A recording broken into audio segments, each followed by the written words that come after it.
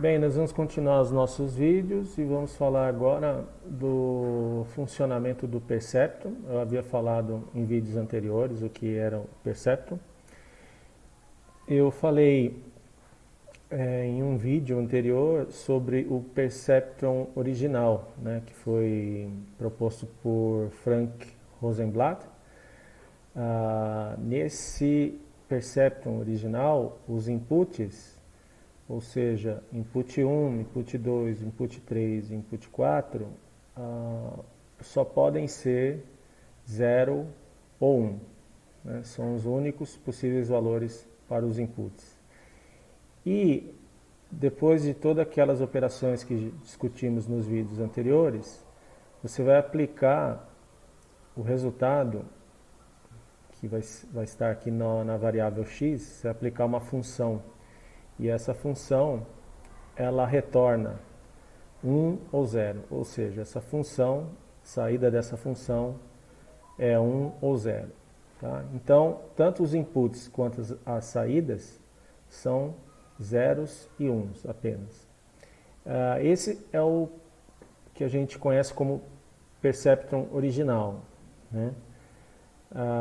Aí, o que acontece é que se você olhar na literatura, né, nos livros, artigos, você vai ver que o Perceptron, eles modificaram um pouco, né, em relação ao propósito original. O que muda? Muda o seguinte, os inputs podem ser números reais, qualquer número real. Né? Se você estiver acostumado com programação, é um valor numérico ponto flutuante. Então, esse input 1, input 2, input 3, input 4, pode ser qualquer valor numérico, tá certo? Aí você faz todas as operações que discutimos da mesma forma, e o resultado de todas as operações, né, que correspondem, quais são as operações? Né? São a soma de todos esses valores que estão aqui, soma tudo, adiciona um bias e você vai ter esse x. E aí você aplica uma função. Essa função, ela retorna 1 e menos 1. Tá certo? Esse é o Perceptron, vamos dizer, comum, né? O que está nos livros, o Perceptron que você vai encontrar em artigos. Ok? Você também pode fazer um Perceptron que, ao invés de ele retornar apenas 1 ou menos 1, ele retorna valores contínuos de menos 1 até 1. Você pode também fazer assim. Tá? Também é uma outra possibilidade. Mas eu vou tentar discutir esse Perceptron aqui, que é ele retornar apenas 1 ou menos 1. Se a gente voltar ao que a gente havia falado nos vídeos anteriores, nós vamos recapitular aqui, né? Então, eu mostrei um exemplo de sinais entrando na célula nervosa, né, no neurônio.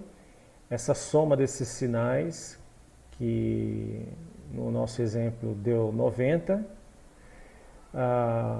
Então, eu modelei isso, né, eu modelei essas entradas como esses valores aqui, né, ou seja, o input vezes o peso de cada entrada. Então, estão aqui os valores que vão entrar no neurônio artificial, que corresponde ao soma tudo, que é a soma aqui, que está aqui, a variável soma. E depois adiciona um bias. Então, esse resultado, soma mais bias, eu vou chamar de x. E depois, então, após realizar essa soma mais bias, né, e chamar e atribuir isso uma variável x, Aí o segundo passo é entrar com esse x na função max, né? Eu havia explicado. Então, e os resultados dessa função max podem ser x ou zero, né? Se soma for maior que menos bias da x, se soma for se soma for maior que menos bias da x, se soma for igual ou menor a menos bias dá zero, né?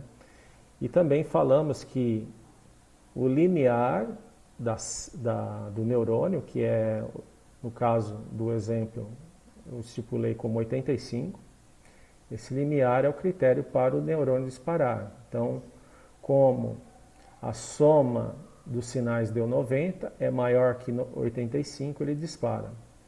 E para implementar isso, eu implemento colocando a bias igual a menos 85. Né? Esse sinal de menos é importante, né? Porque a interpretação de bias é o valor negativo do limiar.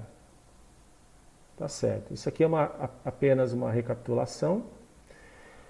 E aí você tem, aí vamos confrontar esse modelo que a gente fez, esse que a gente falou nos vídeos anteriores, com esse modelo Perceptron que eu apresentei para vocês aqui no começo desse vídeo. Então, o começo dos dois modelos são idênticos, você vai ter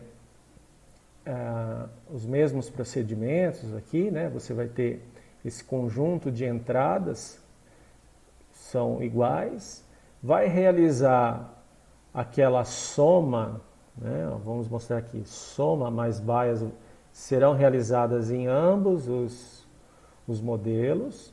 A única diferença vai ser que no modelo que eu expliquei nos vídeos anteriores, eu aplico a função max, né? Max de x e zero. E o retorno dessa função, ou seja, a saída dessa função, vai ser x ou zero. Agora, no Perceptron, a diferença é que os valores de saída serão 1 ou menos 1. Então, essa é uma diferença. Ok? Esse daqui é considerado o Perceptron, como eu havia falado. E esse daqui é um modelo de neurônio artificial que é usado em Deep Learning, né? Ou seja, para quem não sabe o que é Deep Learning, né, você tem uma rede neural grande com muitas camadas, né? Esse Deep tem a ver com a quantidade de camadas que você tem de neurônios. Uma tradução desse termo poderia ser aprendizagem profunda, né? Essa questão da profundidade tem a ver com a quantidade de camadas, né? Quanto mais camadas, mais profundo é o modelo, né? E esse modelo seria um dos neurônios, porque existem muitos, conforme eu falei, existem muitas camadas, então esse é um dos neurônios que participam de uma camada, e esses valores, né, a saída x ou zero, vai ser passada para para os neurônios da próxima camada, tá? Esse aqui já é um modelo pronto, né? Você pode usar isso daqui. Em princípio, você também poderia usar esse, tá? Não há uma diferença substancial entre os dois, não, tá? Só uma questão de conveniência, aqui ele solta a saída desse, solta 1 e menos 1, e aqui solta x ou zero. Isso aqui é só uma questão de conveniência. Mas esse daqui é utilizado com frequência como um modelo já finalizado que você pode usar para fazer tomadas de decisão. Ok. Então, antes de prosseguir, vamos olhar aqui, ó, qual que é a diferença desse modelo para esse daqui de cima, né? A única diferença vai ser as saídas. Mas note que tem alguma semelhança entre os dois modelos, porque você tem também aqui, tanto no Perceptron como nesse modelo, você tem duas saídas apenas. Então há uma correspondência entre esses dois modelos, guarda uma certa semelhança. Está certo? Então, o que nós vamos fazer? Nós vamos pegar esse modelo que discutimos na aula, no vídeo anterior, e vamos tentar transformar ele nesse modelo, que é o modelo Perceptron usual. Então a primeira coisa que eu coloquei aqui, eu vou representar, né, a f de x, essa f de x que está aqui, que vai retornar 1 e menos 1. Eu estou representando a f de x e seus valores, né, seus valores, ou seja, a sua saída. Você pode olhar simbolicamente para o f de x, ou você pode olhar aqui nessa reta os valores, né? Tanto faz, é a mesma coisa. Você olhar tanto para f de x, porque isso daqui é o símbolo dessas saídas, tá? F de x é o símbolo para esses números, que são a saída da função. Então você tem f de x, os valores possíveis são 1 e menos 1. E a função max, essa que a gente estava utilizando nos vídeos anteriores, a saída é x e 0. Então você tanto pode olhar para o símbolo da função max de x0, ou olhar para cá, que é a mesma coisa. Tá? Aqui são representações distintas de uma mesma coisa. Aqui nesse caso, você tem a representação simbólica, e aqui você tem uma representação dos valores na reta, né? Então, essa reta aqui, você vê que tem um tracejado aqui na vertical, que corresponde à origem. Aqui é a origem. Então, do lado direito da reta, você tem todos os valores positivos, né? Aqui é a origem, aqui é o 0. Então, à direita, todos os valores positivos de qualquer número que você pensar. E à esquerda você tem os valores negativos de qualquer número que você pensar. Então, você nota que tem uma certa semelhança aqui, ó, entre a função f de x e a função max de x e 0.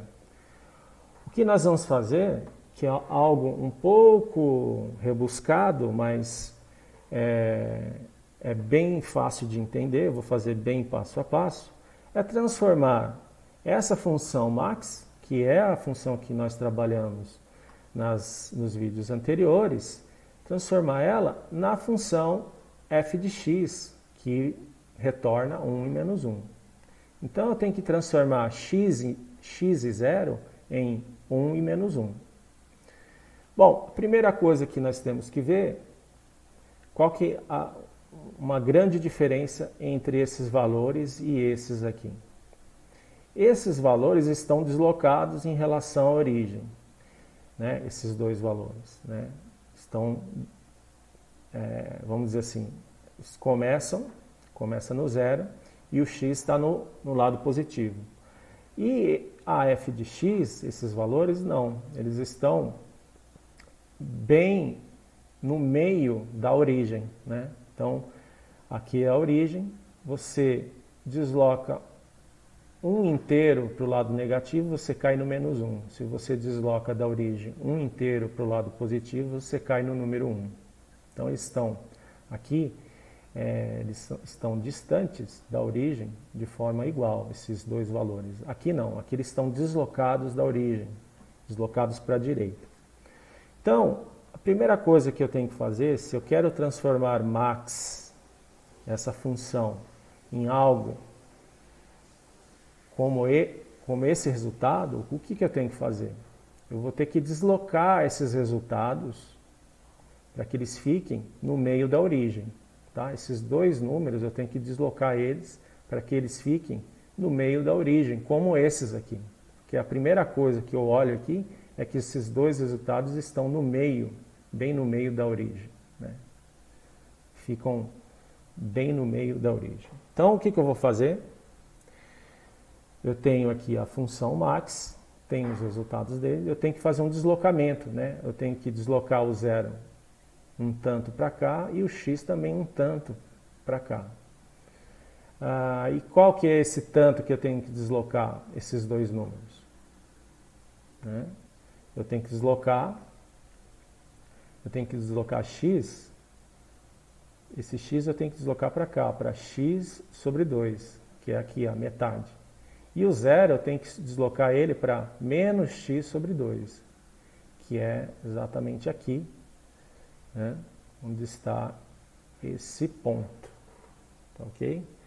Eu vou tentar melhorar aqui para vocês perceberem a origem, que a origem aqui, a reta vertical não está visível. Bem, agora está visível aqui que a origem está aqui, né? Então eu desloquei x para x menos 2 e 0 para menos x menos 2. Então, bom, se max é a representação simbólica de x e 0, qual a transformação que eu tenho que fazer sobre essa função para que eu tenha agora esses dois valores? Vocês podem até pausar o vídeo e pensar antes de ver a resposta. Né? Então eu tenho aqui a representação simbólica de x e 0. Então, o que eu tenho que fazer com essa representação simbólica para que ele se transforme em x menos 2 e menos x, quer dizer, para que ele se transforme em x sobre 2 e menos x sobre 2. O que eu tenho que fazer é considerar de novo o max e descontar esse valor aqui, ó, descontar módulo de x sobre 2. Por que módulo de x? Né? Porque esse aqui, módulo, é o valor absoluto de x, né? Ou seja, você sabe que esse x pode ser negativo ou positivo. Como eu quero fazer sempre um deslocamento para a esquerda, esse valor aqui ele tem que ser absoluto. Né? O menos já está indicando que o meu deslocamento, esse menos que está aqui, já está indicando que o meu deslocamento vai ser para a esquerda.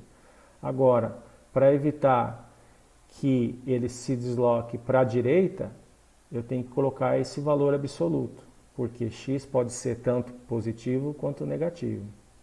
Tá certo? Então, por isso que tem esse módulo aqui. Tá certo? Então, primeiro passo já foi dado. Né? Eu transformei a minha função max, agora já não é mais max de x0, ela é isso agora, passou a ser isso. E os valores agora estão em torno da origem. Né? Deixa eu também destacar aqui a origem para vocês. Então, agora vocês estão vendo a origem, desloquei 0 e x para a esquerda. Então, agora esses valores, né, o valor 0 se transformou em menos x sobre 2 e o valor x se transformou em x sobre 2. Tá? Como que eu faço isso? De forma simbólica, dessa forma.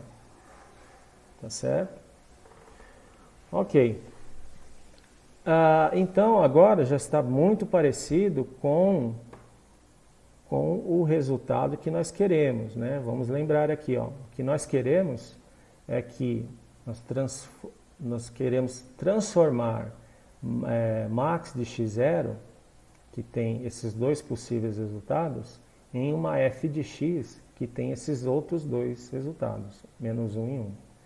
E o que nós fizemos até agora já está muito parecido, porque você tem dois valores que estão no meio da origem.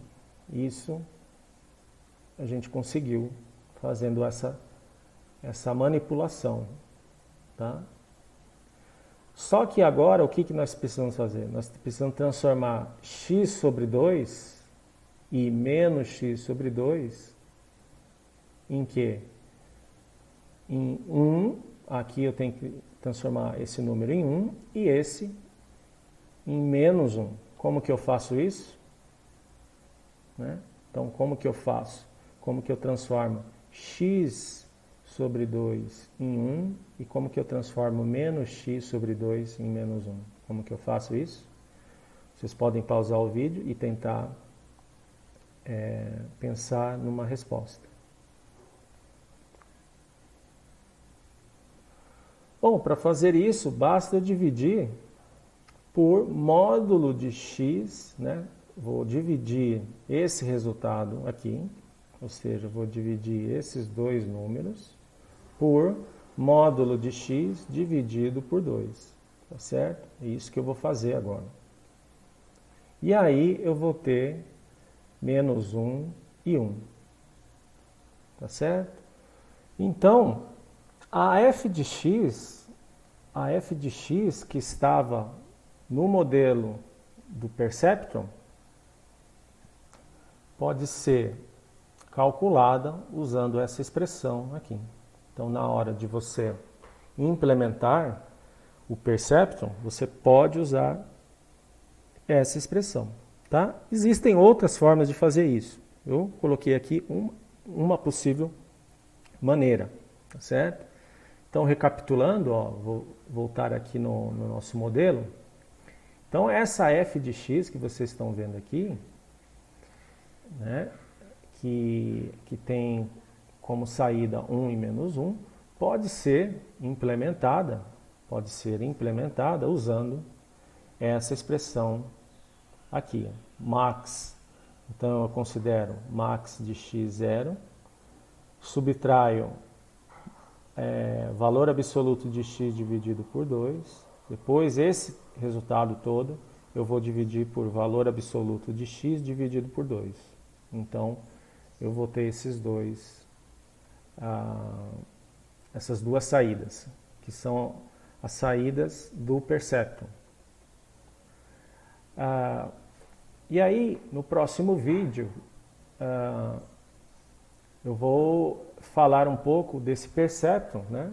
Como a gente pode utilizar ele para fazer tomadas de decisão, né? Vou falar um pouco da aplicação do Perceptron, né?